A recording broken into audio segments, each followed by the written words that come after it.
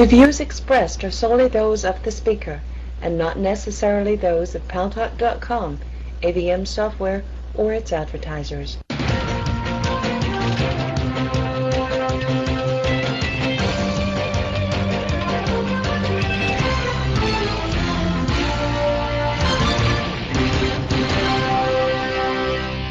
News Talk is online. News Talk Online is a production of Sorry about that. News Talk is online. News Talk Online is a production of Paltalk.com, the largest multimedia interactive program on the internet with more than 4 million unique users, on demand on iTunes and on YouTube and on my blog, GaryBaumgarten.com, where you're encouraged to post your comments, whether you agree with yours truly or not. And boy, oh boy, have the comments been flowing on the last two postings about the children of illegal immigrants, those children born in the United States, what happens when their parents get deported, and about Hugo Chavez wanting to be president for life in Venezuela. And thanks to our good friends at CRN Digital Talk Radio, we're syndicated to an additional 12 million households. I am your host, Gary Baumgarten. Welcome to the show. Well, today, as promised last week,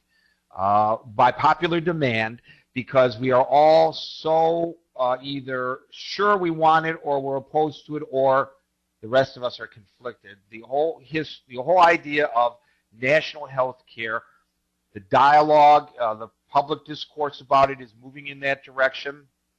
Some people, when they read the president's stimulus plan, read more into it than was really there and felt that it meant that it was a fait accompli, national health care. Others, on the other side of that issue, were wishing that it was. I, for one, stand in the area of being conflicted on the issue because I know that the system as it stands today needs repair. And not so much the system of health care, but the system of paying for health care so that all people can enjoy the same level of care. And, you know, the way it is today, and by the way, more and more companies are cutting out, because of the economic crisis, health care for their employees. Other companies are laying people off, so they are losing their health care benefits. And so I predict that there will be an increasing body of individuals and groups of people who will be pushing for some kind of nationalized health care. So let me just say anecdotally two things by way of introduction to our guest, Dr. Davis Liu. On the one hand, there are some real problems with the current system, in my opinion, that need to be repaired.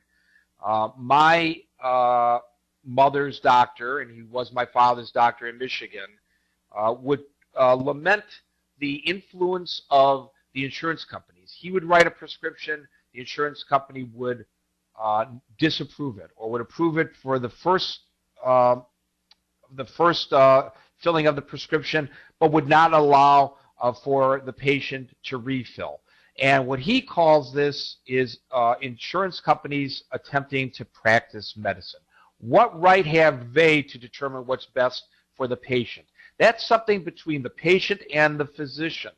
And we have to trust our physicians to be the medical practitioners, not the insurance companies. So with people not getting health care, or fewer people enjoying health care benefits or reduced benefits, and insurance companies that are second-guessing physicians, we have a real problem here in the United States. On the other hand, I keep hearing horror stories about the various nationalized or government health care programs that are offered around the world. And I will just tell you anecdotally about a good friend of mine who lives in Windsor, Ontario, Canada, had no problem getting in to see her primary care physician when certain symptoms presented. Now, I know this is only anecdotal, but I've heard other stories coming out of Ontario that are similar. This was in January. The doctor said, what you present makes me believe you may have colon cancer. I want you to see an oncologist immediately.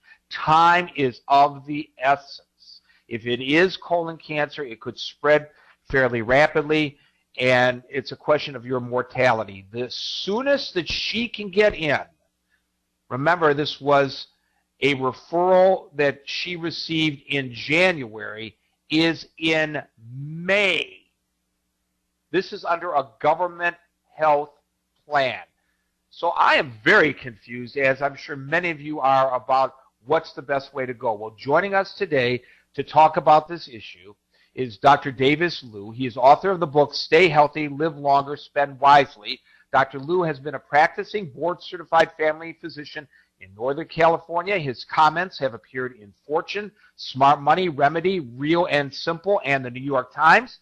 He has penned opinion pieces that have appeared in the San Francisco Chronicle and the Sacramento Bee.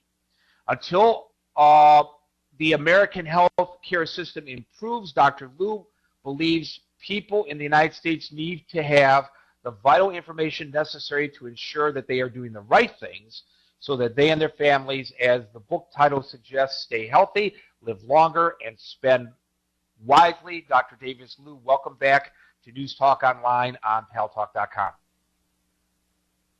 Gary, thank you very much for having me again today. Well, it's our pleasure of having you, and we're so glad that you're joining us via Paltalk rather than by the phone.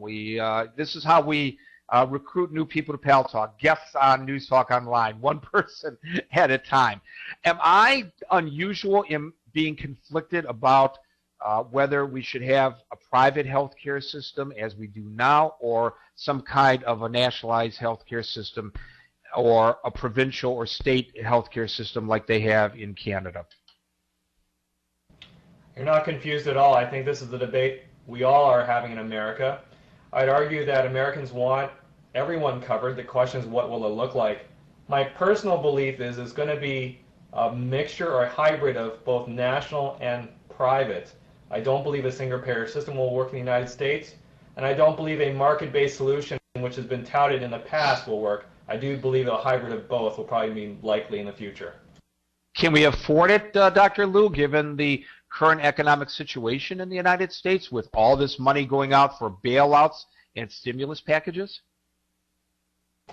You know, Gary, a year ago you had me on your show and I would have said, gosh, I don't think we can afford $150 billion, which is what the presidential nominees at the time were saying that they would have to spend. Now that $800 billion is out the door, that 150 looks kind of cheap. Yeah, it does look kind of cheap. Do you still go by those estimates? Actually, I do. I think the challenge isn't that we don't have enough to spend on healthcare. We spend more than any other nation in the world per capita. The question is we spend a lot on unnecessary care, duplicate care, repeated care, and on unproven things. And so really, if you deploy that money elsewhere, funny enough, you actually can save lives. I would add that all Americans have access to healthcare.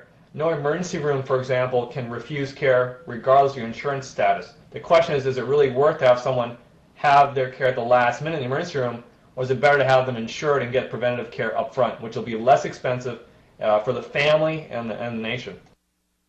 Is one of the reasons, Dr. Davis Liu, that the healthcare costs are so high because of our